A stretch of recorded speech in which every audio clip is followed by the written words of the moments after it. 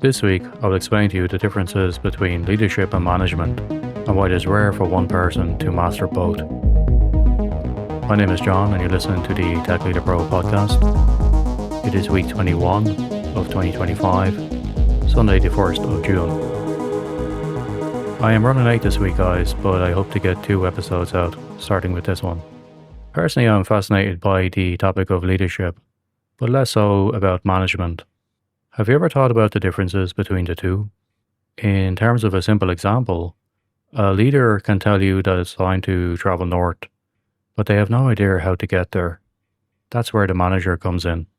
Another way to look at it is that a leader sets direction, but a manager organises the execution. Therefore, in terms of seniority, a leader is more senior and they may delegate the tactical details to several managers within their organisation. In military terms, a general is a leader, but a major or lieutenant is a manager. One is mainly focused on strategy, while another is focused on tactics. Over time, a person's tactical skills may degrade or become outdated as new tactics and technologies come along, but they can still remain a valuable team member by focusing on strategic topics, which tend to evolve at a much slower pace. For a young leader, the path to a career in leadership is through years of management experience. One does not join the army as a general, for example. That rank must be earned via decades of experience.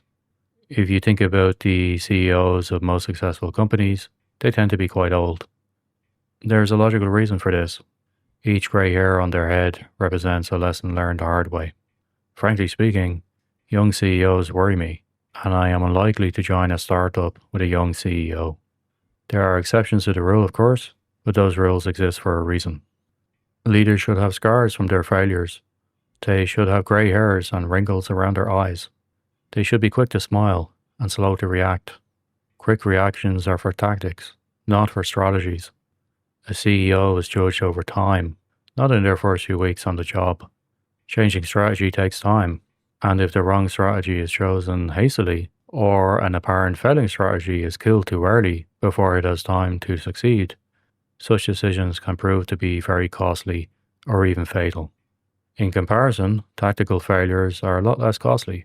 You can lose a battle, but you can still win the war. Without the skill of an effective management team, however, our leader is lost. The leader can say, "It's time to go north," but they have no idea how to get there, what clothes to bring, what the weather will be like, how much food we should carry, who should join the expedition team, and 100 other details that require careful management. This also explains why it is rare to find a single person who is still, today, an effective manager and leader. That is very rare indeed. It's a bit of a split brain problem. The leader is no good at details, but the manager is. Meanwhile, the manager is lost in detail, so can miss the overall landscape that the leader is focused on. I myself am on the journey from manager to leader in my chosen field of technology after 20 plus years of experience.